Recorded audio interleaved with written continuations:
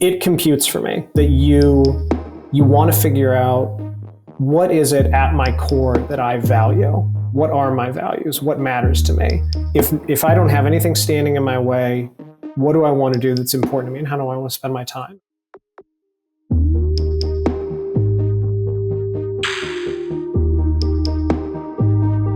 I was trying to think when we met each other. So it would have been 2007 or was it 2008? Something like that, right? It was at a PF Chang's or something? It was 2007 or maybe even 2006.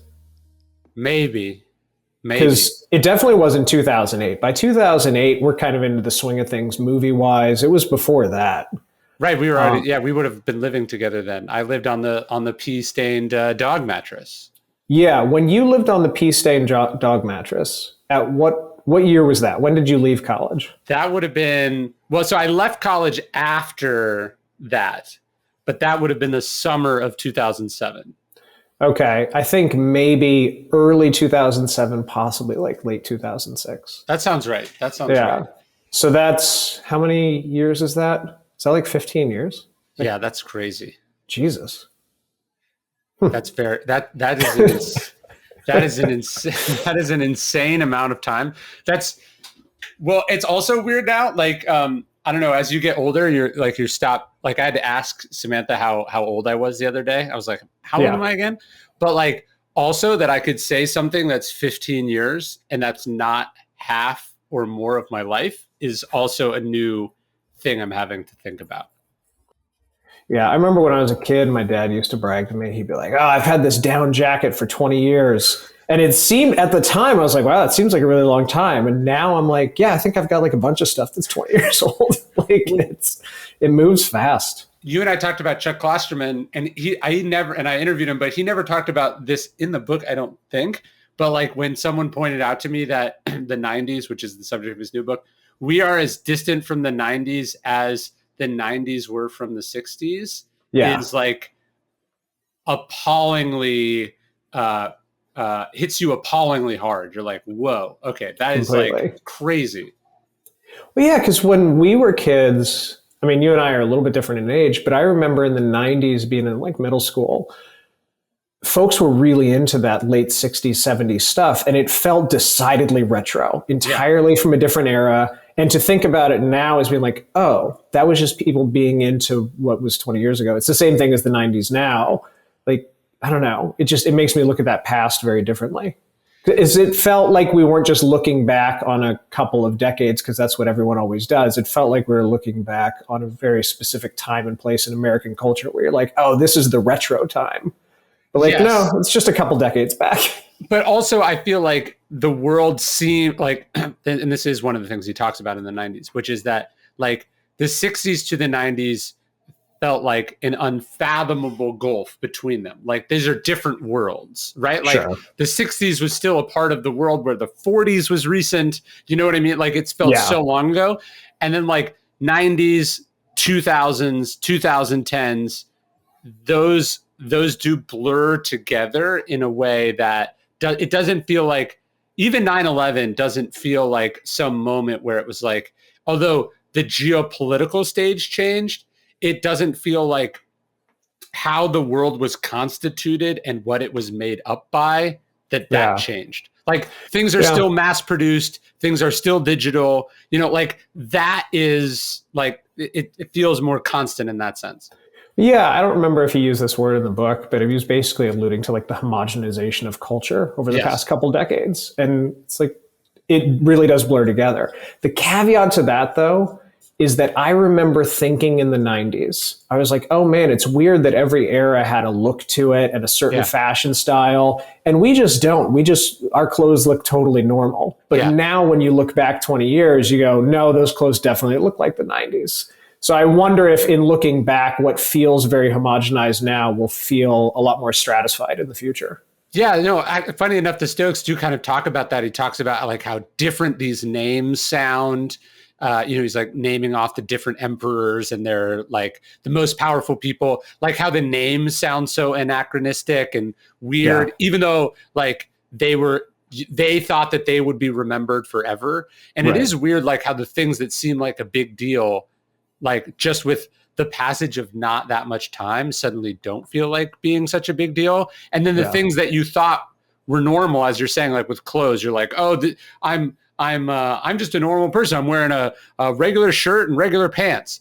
And you don't realize the degree to which the things you're taking for granted are actually the products of trends and fads and of the moments. And then you look at the pants 20 years later and you're like, that's so lame. Like that's like, I was trying so hard, even though I thought I wasn't trying. Sure. Yeah. I mean, it's hard to see that whole fish tank when you're inside of it, I think. But the other thing is like, okay, so 15 years ago, it doesn't seem that long ago. But then if you think about who you were or I was 15 years ago, that seems as distant to me as the 60s. Like I have no conception of who that person was or was thinking or doing because it's like another person to me. Yeah, that I agree with completely. Does that bring you shame? Like, does that make you feel negative feelings when you look back at yourself from 15 years ago? Or do you just accept it as, hey, I'm a work in progress, it's all good? That's a good question. I think it's both. There are definitely moments, as the word very much of the moment, there are definitely moments of cringe when I look back. Definitely with writing, like it's also weird to me. So Trust Me, I'm Lying, my first book is 10 years old. This summer is 10 years old. Yeah. And actually Obstacle came out 8 years ago yesterday, which is also like insane to me. When I read stuff that I wrote that long ago, the thing that strikes me, it's not that I feel shame, but I sort of feel like I was being way too certain, or like I'm sort of embarrassed at the forcefulness with which I held opinions and expressed those opinions that now in retrospect, since I don't agree with, I think, wow, that was stupid. Yeah. Yeah. Any of those beliefs that you're binding too tightly to, it's like, you don't know anything. Like, I got into a little bit of an argument with a guy that I've been in this group therapy thing for like 10 years. And there was a guy in there that he was saying the truth is the truth. And I know what it is. And like, because I was arguing that there's a lot of ambiguity in things, a lot of gray area, and it's some of this stuff is unknowable. And he said, no, I know it for a fact. And I said, yeah, but I've been in this group with you for like 10 years. I remember 8 years ago, you had different stances on things. And he goes, yeah, I was wrong then, but I'm not wrong now. It's like, come on. If you accept that you were wrong then maybe you just shouldn't hold too tightly to those beliefs. No, I think one thing, reflecting on who you were in the past, it should make you more humble and less tightly held to your opinions now, because you're like, it's like, okay, you felt some intense amount of pain, like you stubbed your toe. You're like, that passes, right? The same will be true with the opinions or the things that you're really worked up about, because their significance in the world changes, you change, the facts change, whatever it is. I find certainty and arrogance do not age well. Yeah. Yeah. I mean, what positions could you possibly hold in your 20s that are just going to continually stand up? Going back to your cringe thing, now, I think sometime in the past 5 years, I've gotten to the point where I can flip through photos and go through old emails, and I can do it kind of peacefully. Yes. But for almost my entire history up until about 5 years ago, to even look at old photos or to look through old emails would make me cringe so hard that I would like close the laptop and I couldn't even do it. I couldn't revisit the past and the acknowledgement of like who I was. I'd be like, nope, looking forward, can't look back. Back in the ancient world, philosophy wasn't abstract, it wasn't theoretical, it was designed to help you live the best life. In Stoicism 101, we have a 2-week course that will introduce you into philosophy, that will make you a better person. There's interviews with me, daily lessons that will challenge you to be better, give you new ways of thinking, tackling the problems of life, becoming your best self. As Marcus Aurelius says, you could be good today, but instead you choose tomorrow. Epictetus says, how much longer are you going to wait to demand the best for yourself? Check out our new course, Stoicism 101, at dailystoic.com/101. Yeah, the Stoics talk a little bit about being kind to yourself. I think it's hard to look back at who you were and what you were doing and not be very judgmental. Yeah. in a way that you wouldn't be that judgmental if it was another person. Like if you were looking at an embarrassing photo of someone from the 90s, you would laugh. You'd be like, oh, that's so funny. But you're like, what a loser. You know, like it's meaner when you look at it with yourself for some reason, I feel like. Yeah, I mean, I agree with that, but the counter to it is that we often grant ourselves so much more latitude than we're willing to give others. That's like you'll judge somebody by a soundbite or by a single wrong action when you yourself, like, you know that you're a more complete picture, and that you would hope that nobody would judge you by the single screw up thing you said on your friend's podcast. That's true. We do that with sort of what they're calling cancel culture, which we don't need to get into a whole thing about. But like the idea that like the person that said this thing in a moment of anger in a private communication 20 years ago, that is fully who they are. Yeah. Do you know what I mean? And that you don't have tons of those skeletons in your closet. Like it seems like I remember there was this one, it was like the editor of Vogue or Teen Vogue or something. She'd like said some racist things in like emails or on Facebook when she was like in college. And like the main person who'd attacked her and gotten her fired, like it turned out she also had done that. Like it's, you know, it's that idea of not casting stones and sort of reminding that like everyone was an idiot 10 years ago. Like, and you are in 10 years, you will think of yourself as an idiot. Yeah. I mean, you knew me 10 years ago, 15 years ago. I was a real idiot. But no, that's what I was actually going to ask you some version of how do you think about it? Because that seems so different. And we were both sort of we'd both inherited a set of certain opinions about how the world would work and how things were going to go. And then we both had our own sort of issues and demons that we had to deal with. How do you think back to who you were then? And could you have imagined that 15 years later, you'd be like a builder on the internet who sells like plans for exotic tree houses? Like that's the other thing that's really humbling is like conceiving of where, could you have conceived of where you are now then? And like just how random life is and where it takes you. Yeah. I couldn't have conceived of it at all. Yeah, I think that just speaks to something about like the uncertainty of your path. Like you just don't know the direction things are going to go. And that kind of goes back to what you were saying about being a little bit softer with like the opinions and the things that you hold on to dearly. Cause like that certainty, I don't know, it's just going to bog you down.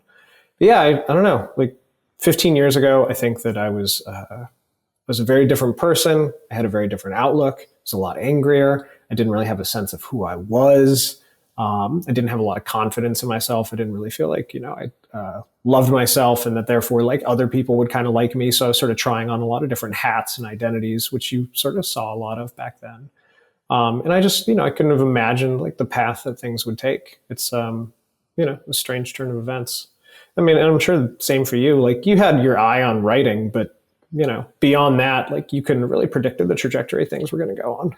Yeah, that's why I think it's weird when people have very specific goals or ideas. I think you want to have like a general point on the horizon you're aiming towards. Yeah. And then you have no idea the terrain that's going to exist between you and there and the obstacles you're going to encounter. And you have to be willing, I think, to be flexible and adjust to the facts as you find them along the way.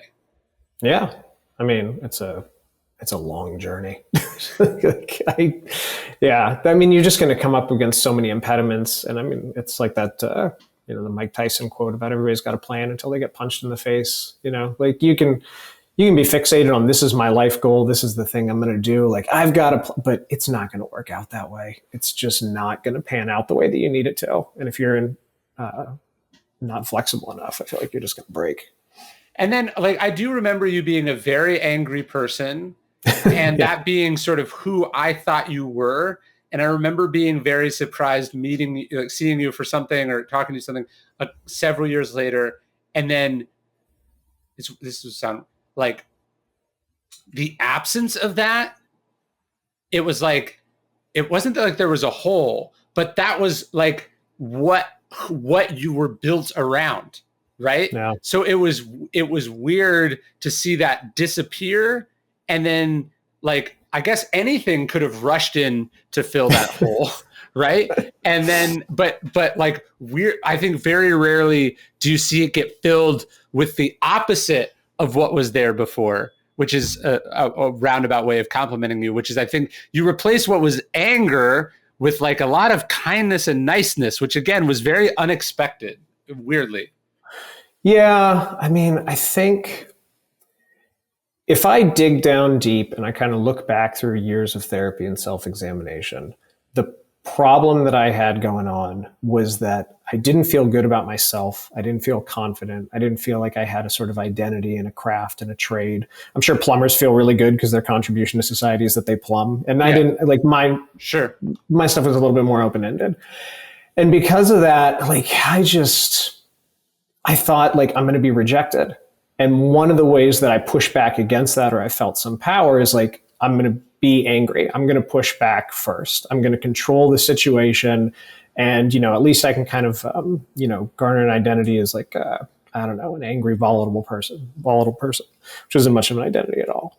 But that's coming from a place of like yearning, right? Like I want the community. I want the friends. I want to be accepted. I want to feel like I have a place in the community and something to contribute. Like preemptively rejecting it. Yeah.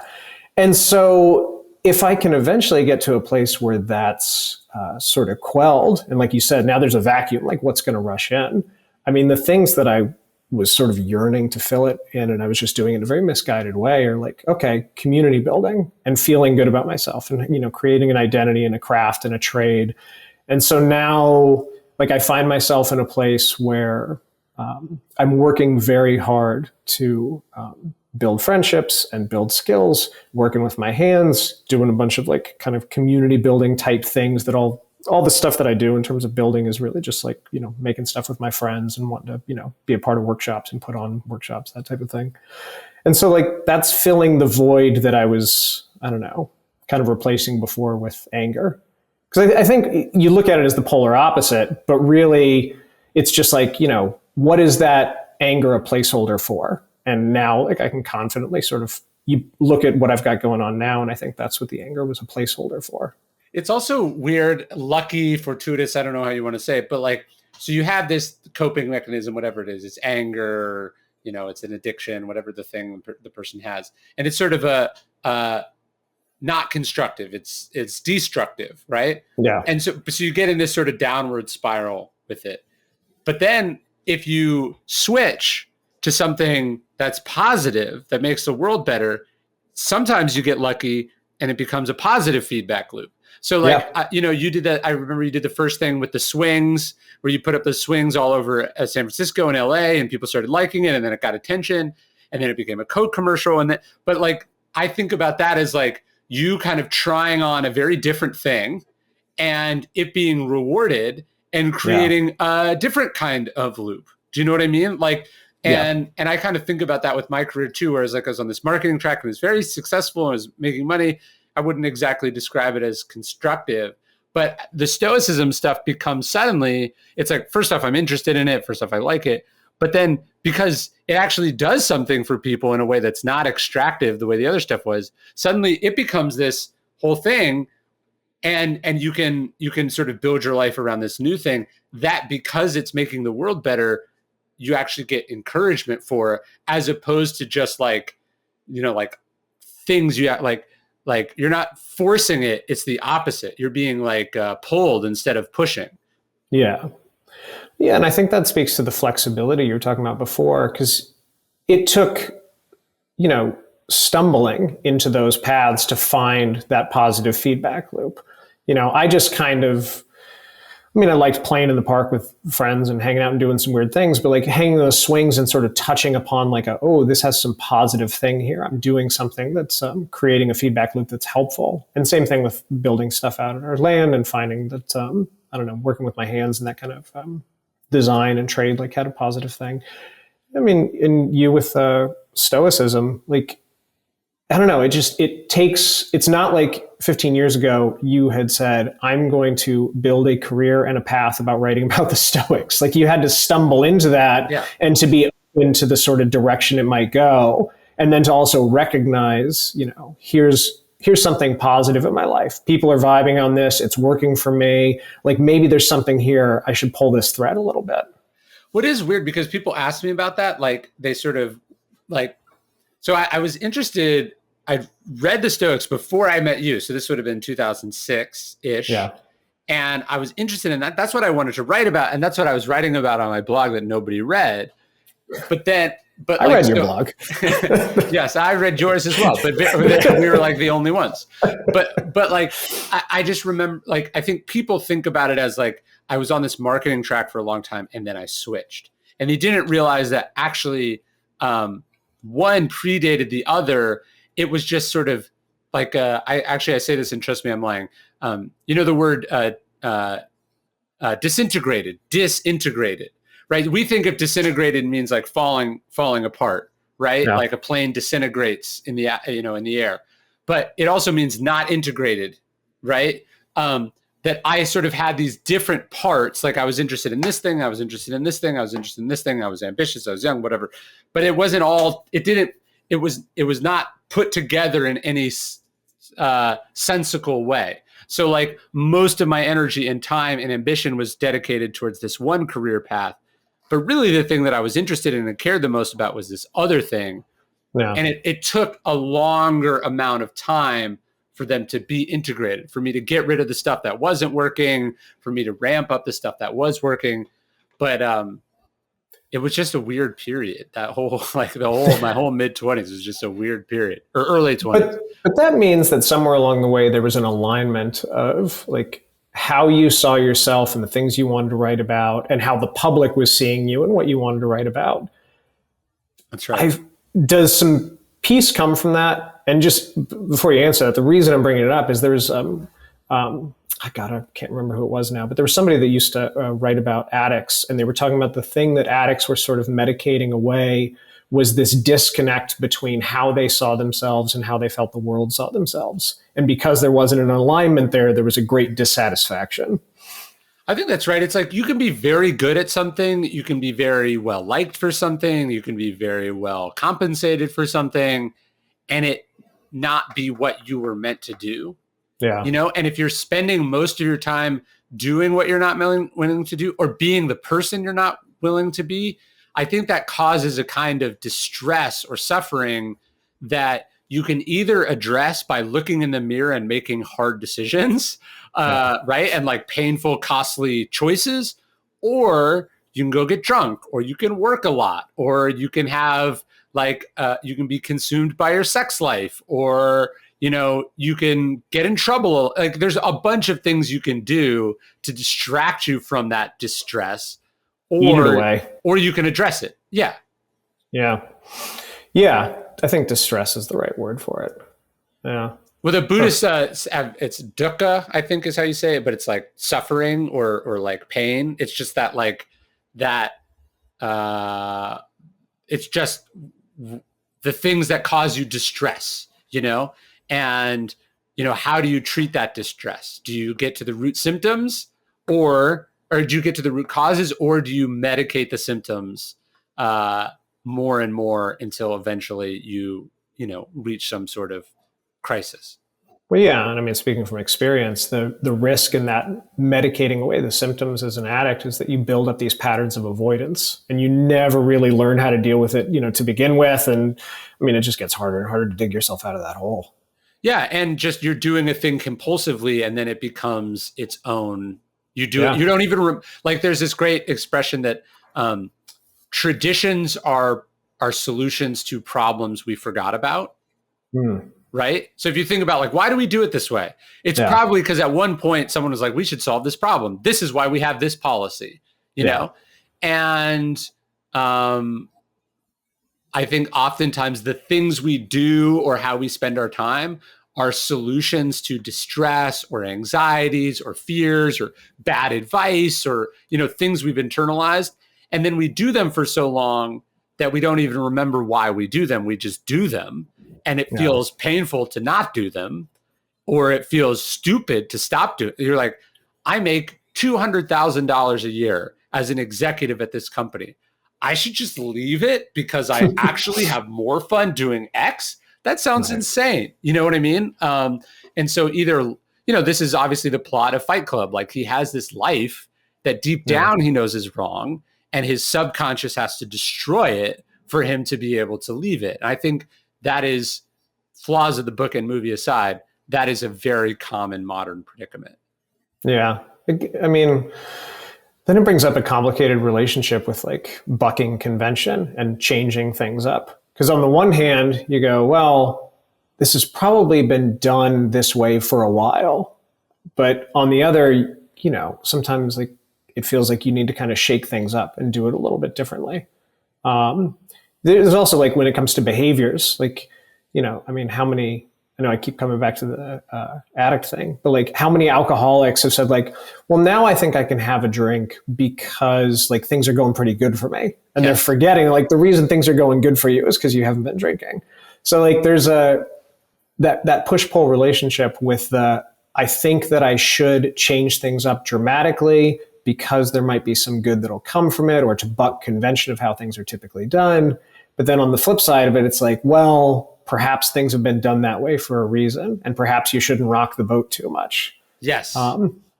Yes. I don't know, which I guess goes back to the very first part of this conversation, which is like not holding too tightly to any one idea. No, I think that's right.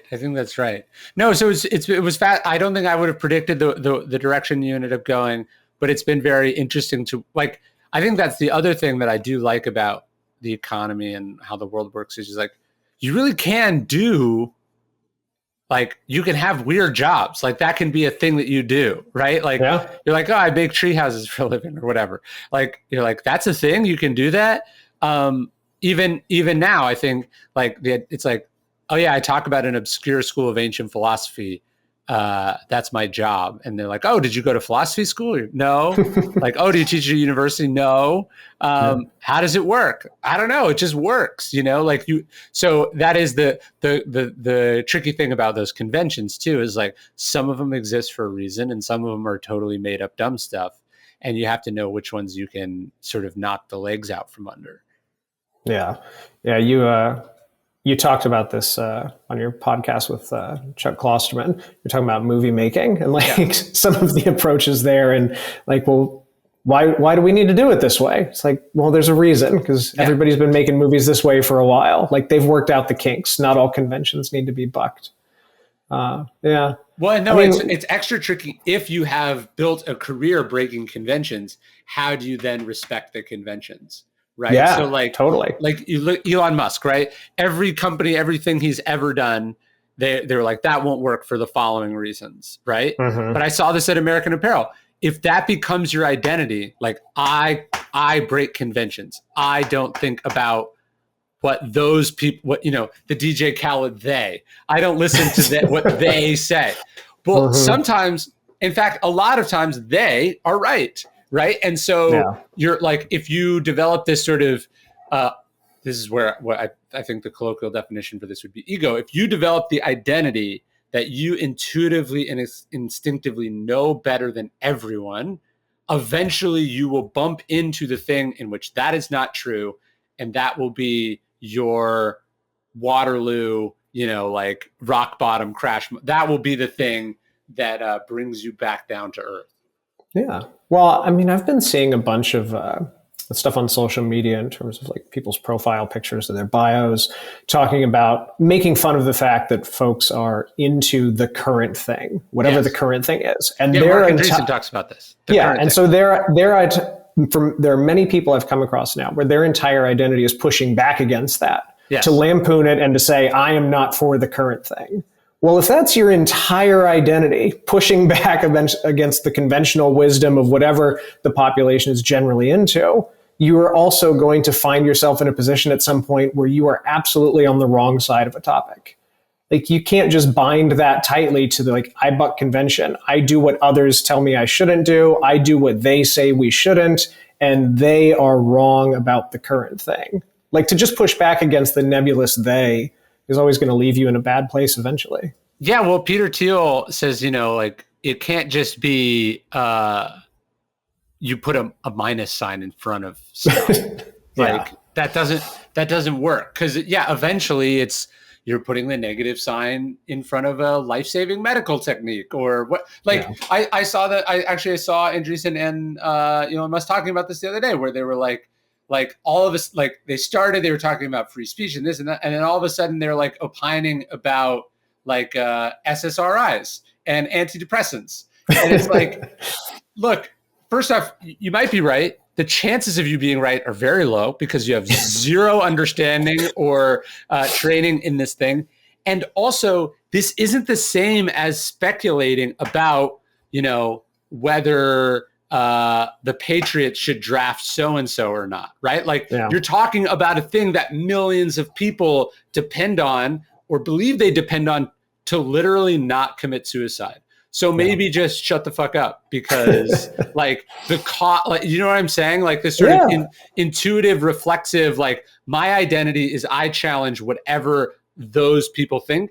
And I think what's happening, and you and I both know some people whose identity has been warped by this, because those people were rude to you or dismissive or wrong about you in the past. Your identity is now fuck whatever they like, believe, care about.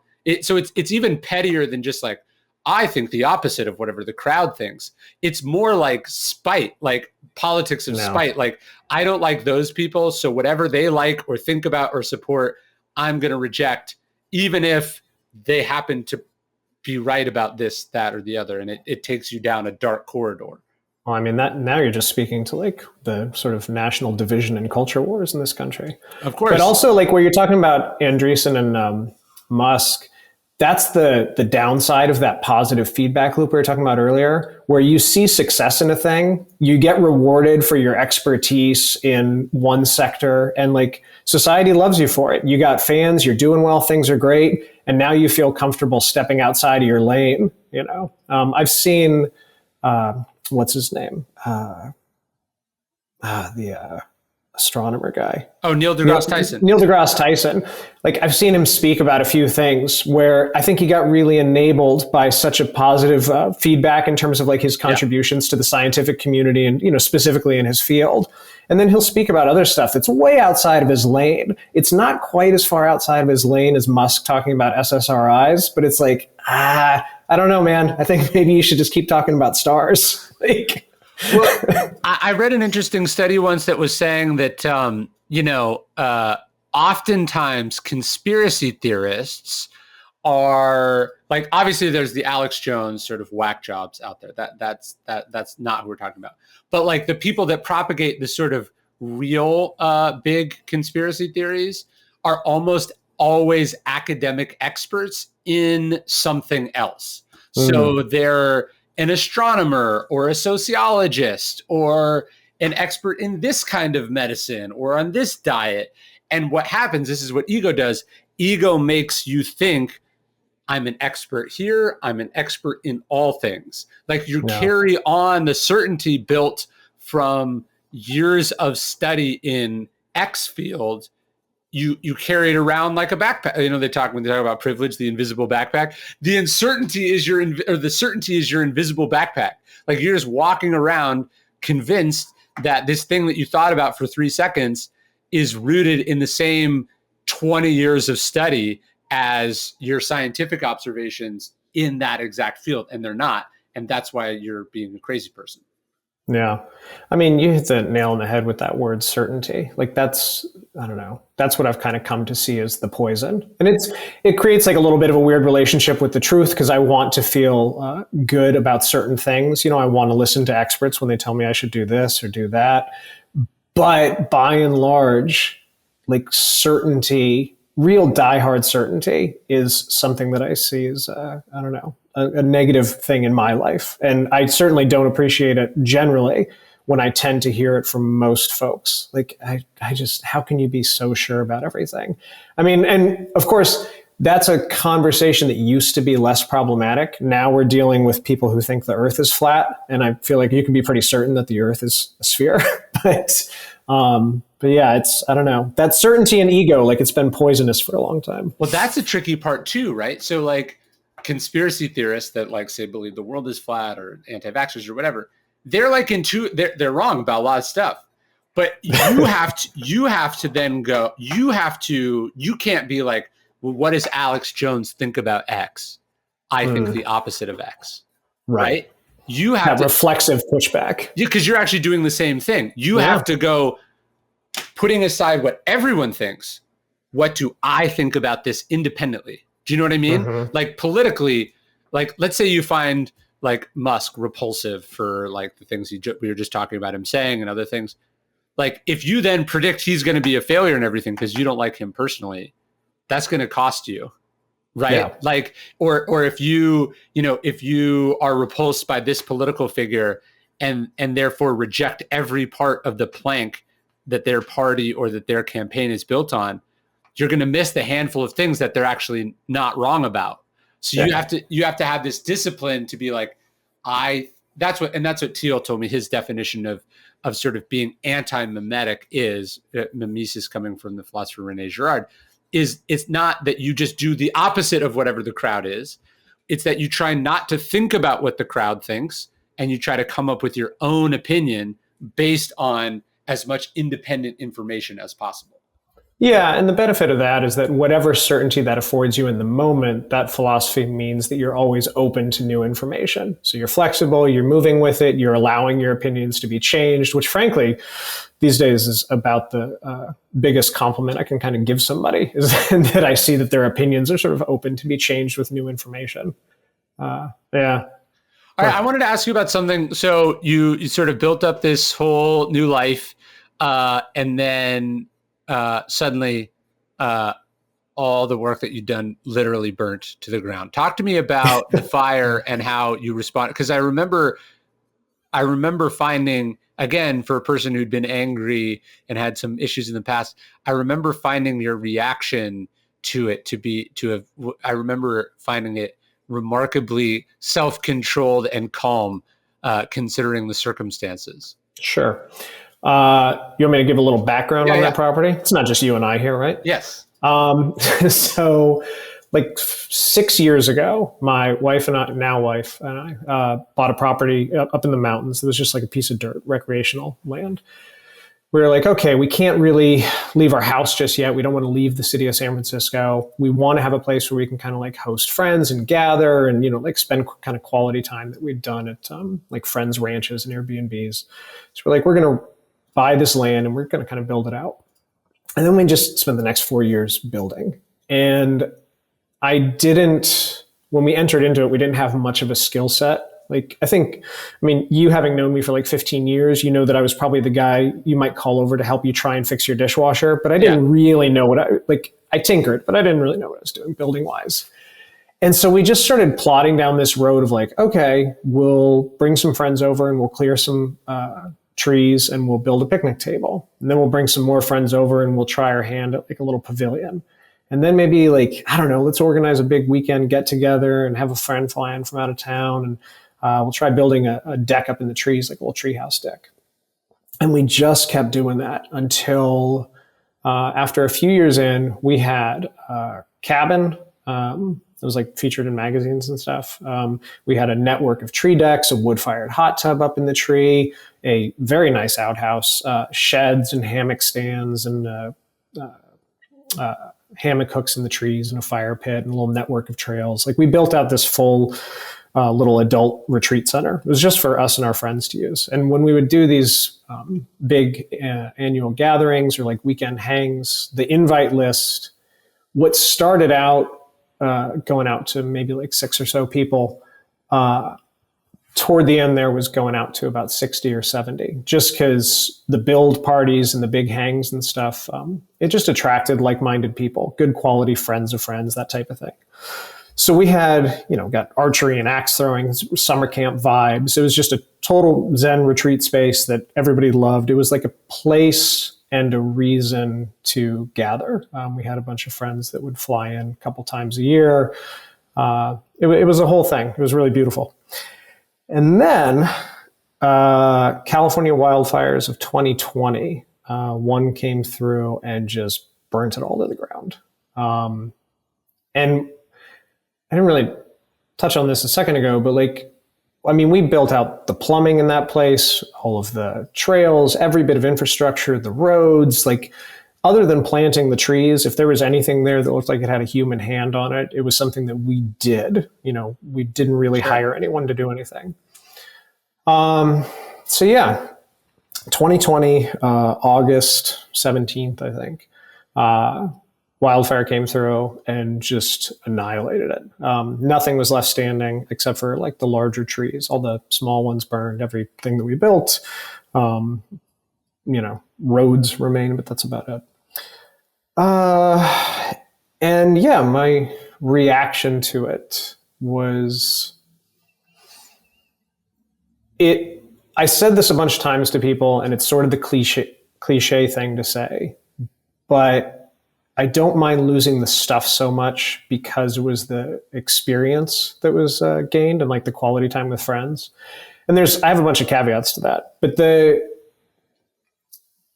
reason the cliche is true, and I'm not just saying it to sound nice, is because during the past 5 years or so of building there, and there was just a lot of personal growth. I really came to understand who I was, to see my value in the community, to kind of come to love myself and, the sort of service and identity I provide. It enriched the relationships that I had with friends. It cemented like a firm feeling of like, okay, I know who I am. I know what I can do. I know what my contribution is. Like I figured out who I was in that place. And I figured out what it was that I kind of desired in life. And we saw enough of it through that even post-fire, it's like, okay, what I'm left with is such important lifelong lessons that, that can't really be taken away.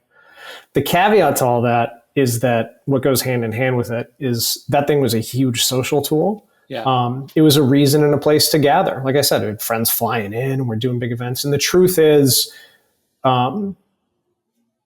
good habits and good practices and good community, like those things are all great, but they're certainly enabled by the tools that can enable them. And having that infrastructure in that place, like, socially things have taken a little bit of a hit, but it also came during the pandemic and people leaving cities and stuff. But yeah, it's Didn't you tell me you looked at it kind of like a mandala, that Buddhist kind of art where it's like you make the thing and then it wipes it clean and then you get to do it again? Totally. And I mean, we've, built a new outhouse and a new little A-frame cabin, and I'm currently working on putting in some new water. I will concede that the drive is a little bit different just because there's a mild amount of trepidation. So, in terms of investing like a lot of time and money, it's like, well, maybe we don't go at it at the exact same speed as which we did before. The approach is a little bit different. But yeah, it's total mandala. Like the truth is, what I really enjoyed from that place was seeing a project through and doing it with friends. So we'd get together for a weekend. I would have all the plans in place in terms of amassing a bunch of lumber and tools. And, I've thought through every bit of this because you only get one shot at it. And we're going to do a wall raising and we're going to build a pavilion. Building that thing in a weekend and sitting underneath it on Sunday and eating with friends and that kind of shared sense of accomplishment of this thing didn't exist, but now it does. Like that's all I was really living for. And that was the best part for me. And then just like having it in perpetuity, I can take it or leave it. And if you wipe the slate clean and you tell me that I just get to do it all over again and I get a fresh project, it's kind of exciting. Because it's just, I don't know, it's the process and not, ultimately having the thing at the end of it. Well, that's kind of that way in writing, right? Like you're writing something and then the computer eats it or it gets destroyed. Theoretically, you could just write it again because it's in your head, right? You can't take away the idea. And you can still there's you can see it as an opportunity to do it again better, right?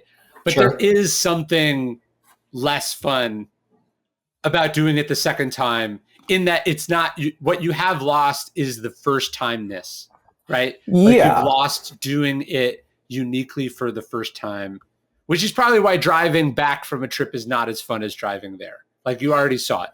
Yeah. The comparison I would make to writing is I don't look at this property as a single entity where it's like I did it once and now I'm doing it again. Sure. Instead, it's just sort of a venue for this continued process of like learning how to design and build and host events and gather. So it's kind of like if you wrote your book, you completed it. You closed that laptop and you were like, it's done. I've finished it. Maybe even sent it off to the publisher. And then for whatever reason, they just lost all the copies of it. Yeah. But like that satisfaction of like you kind of saw it through, that's what I have. It doesn't exist in perpetuity. It's not still on the shelves for people to buy. But like I saw that project through and now I just get to kind of start on the new book. It doesn't really feel to me like the computer ate it halfway through, if that makes sense. That requires a certain philosophical understanding that the thing was process, not outcomes. Right. Yes. So if the purpose for doing the book was where it hits on the bestseller list, or if the purpose of the book was impressing fancy people or whatever that stuff is, then the losing of the manuscript is the tragedy. Right. Mm-hmm. Like, I did this book, I did Lives of the Stoics. Obviously, I wanted to do well, but part of the reason I wrote it was there was a bunch of Stoics that I didn't know very well, right?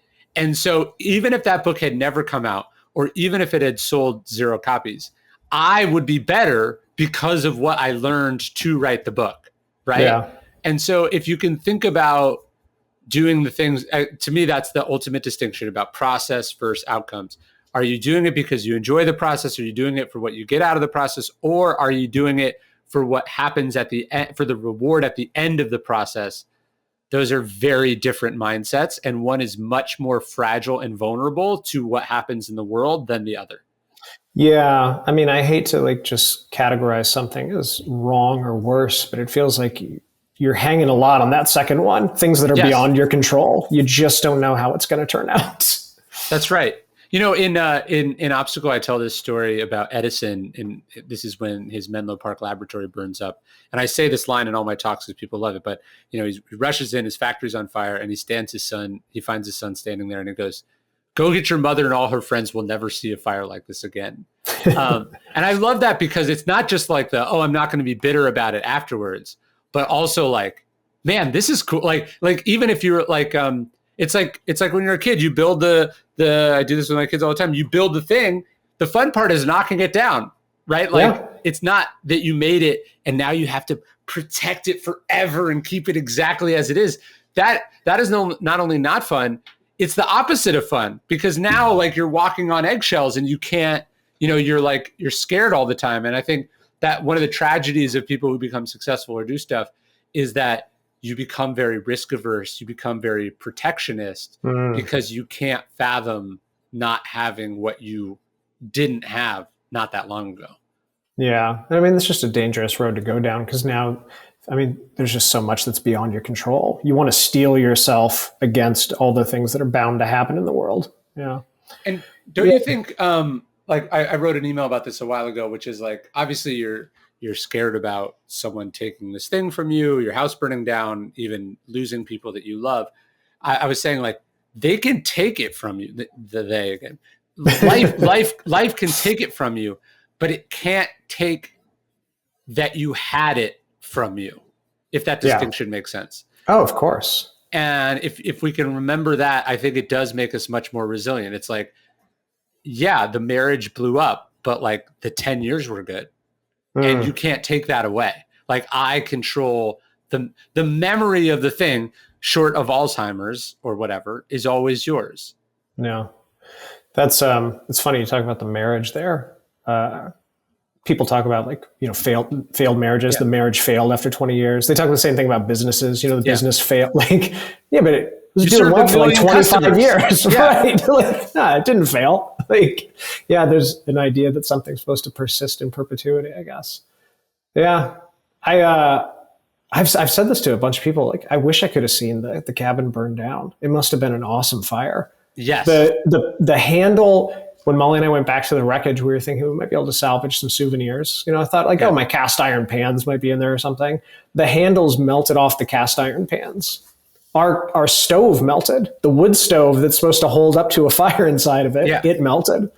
Yeah. That's crazy. It Yeah. must have been awesome. Yeah, just think about the sheer power of nature and Yeah. what it can do when it's at full force it's humbling and then also literally awesome. Yeah. Yeah. I mean, in the truest sense of the word. But yeah, I mean, if you think about that, who am I to think that I can control that? Like you can't control against that. You can't stop the power of a fire that's so strong it makes trees explode from the sap boiling inside. So, it's a mandala. Yeah, to me, the saddest part about a fire like that is not the buildings, etc. No offense. It's the things that can't come back in terms of like this tree took 100 years to become what it is. You know what I mean? When I think about it's not even a loss because I guess it's nature, but just like when something like that happens and eventually it will come back, but it will not be something that you are able to appreciate. Yeah, I mean, the landscape is going to be forever altered. Things are looking better over at our property now because there's new growth and we got rid of a bunch of the dead trees. But those trees are black, and the bark is on the redwoods is going to remain black for hundreds of years. Like it's just always going to be that way. Yeah. But yeah, I mean, on the flip side, like, I don't know, I got a bunch of random commenters on the internet who were lamenting the damage to the forest. The forest is fine. It's part of its process. Probably better. Yeah. The redwood trees, like their bark is fire resistant. They're fine. It's just the shit we put in the forest that burns. Well, and it's your anti-mandaliness, right? The like, I like this forest the way that I saw it when I was a kid, or the way I was there, as if it's not just whatever forest is there since they clear cut it 100 years ago, since before, like we have this sense of like keeping nature the way we like it, as if nature itself isn't constantly changing and going different directions and doesn't care what we think about it at all. Yeah, well, that's one of the flaws in those very rigid arguments that are always pushing for we absolutely need to preserve this or go back to this or whatever. They're often predicated on a very small snapshot of time. It's like you forget that these things have been in a constant state of evolution for so long. Your desire, your demand that we need to go back to how things were at the time of European contact, or just the way that you like remember them as a kid during your formative years. Like, no, that's when it was best. No, that's when it just was. Like, it just, things are constantly changing and evolving. And you're right. Like I don't know. We like them to stay the same. It's a human thing that you kind of have to fight back against. Well, let's talk about the new book, which I loved. I love the idea of thinking intellectually about a thing that we often sort of see almost as anti-intellectual. Like when I was interviewing Steve Rinella, we were talking about like how the high five was kind of recently invented and like different techniques. It's weird to think like every single tool in this book was like a massive innovation. Like, like someone was like, what if we put, like someone designed each one of these things, and it literally, in some cases, changed the course of human history, that someone was like, if you do this, suddenly, boom. But we just take it for granted. Yeah, that's true. I mean, I'm standing in a house, and you are as well. Most people don't really look around their houses and consider what it took for it to kind of get there. But yeah, I mean, I talk about this in the intro of that book. Like, our history as humans is chronicled by the tools that we've used. Like, people talk about the Stone Age and Bronze Age. And I mean, big shifts in humanity in terms of what we were able to accomplish and how we were able to shape our landscape came around when they figured out that new thing. They're like, holy shit, I can make a saw blade out of metal and put it on a stick. And like, all of a sudden the world's different. Well, I was telling the kids this morning, we were on a walk along the river, the Colorado River, behind the bookstore, where you helped us install the tree that now towers from floor to ceiling. And there was like a tree in the middle of the river that had fallen down. And I was telling them, I was like, okay, the pine trees that grow in this town, originally Bastrop was a lumber town. And I was like, guys, this is going to blow your mind. But at one time, there were not trucks and there were not trains. And so how do you think they moved these giant trees after they cut them down? How did they get them all over and I was explaining that they would cut the trees, roll them into the river, and then float them from Bastrop to the Gulf of Mexico out. And then it was like, so they didn't, because they couldn't travel them on roads, they would just float them down like hundreds and hundreds of miles of curvy river. They would float these logs down until they got out to the open ocean, and then they would load them onto boats and they would take them all over. And I was also telling them, they love this, that like what would happen is these massive bottlenecks would happen. Like one tree would go sideways and it would create enormous log, like literal log jams, and they would just blow it up with dynamite. But anyways, just when you think about just how hard the world was and what a major intervention one of these minor inventions must have been, it's kind of, it's insane to consider. Oh yeah, completely. I mean, just figuring out leverage the wheel. Look what the wheel has done for us. You don't hear people talking about it a lot. Yeah. But so what is your fascination with tools? Is it what tools do for you? Is it what goes into tools? Like, why do you end up writing a book about tools? It is the ability to create, to like make something that didn't exist before. Because I don't know, or just to repair things, which I think comes with a feeling of capability. Sure. And I like feeling capable. It makes me feel kind of powerful, makes me feel like I have something to contribute, makes me feel like I'm worth something. And I don't know, it stands in contrast with a lot of folks that I've met who do not feel capable. And for them, like that's a sort of, I don't know, it's a detriment. So I don't know, it's knowing how to wield a tool, knowing how to speak that language, knowing the landscape so that you can go into the hardware store to ask the right question, because it's a sort of like, it's an unknowably vast thing, right? But if you have enough of a base knowledge where you're like, okay, I can talk to the repair guy, or I know how to research a problem to solve it. It puts you in a position where, I don't know, like I can solve problems. There's a hammock stand in my front yard right now, and there wasn't yesterday. Yesterday, I was like, I kind of want a hammock stand here. And I realized that we just moved into a new house and my friends used to live here. He left a bunch of lumber in the backyard. I was like, I can make a hammock stand from that lumber. And I made it. And my wife was here and her parents were here and they were marveling at it. And she laid in the hammock and she got some joy from it. Like, I don't know, just being able to create that to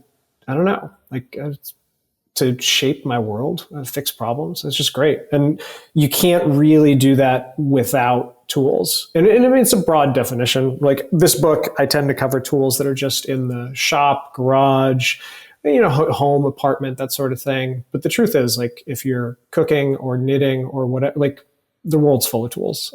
And so they kind of enable us humans to get shit done. It sounds like you're also talking about the distinction between, or the link between, confidence and competence. Like, yes, when you know how to do something, when you have a skill set or a base of knowledge, it allows you to be like, yeah, I can handle that. Or it allows you to just be more resilient because okay, it won't go the way I want it to go, but I believe I have evidence in my ability to figure my way out of here. Yeah. I mean, look, I'm on this planet for like 80 years or something, if I'm lucky, and feeling like I'm not too scared by the process is pretty important. And, as we're social creatures, feeling like I have something to contribute to my community, like that seems pretty important. And tools and just a general competence and confidence about like, I know how to problem solve, I know how to fix things, I can make stuff happen, I have a trade. They enable all that immensely.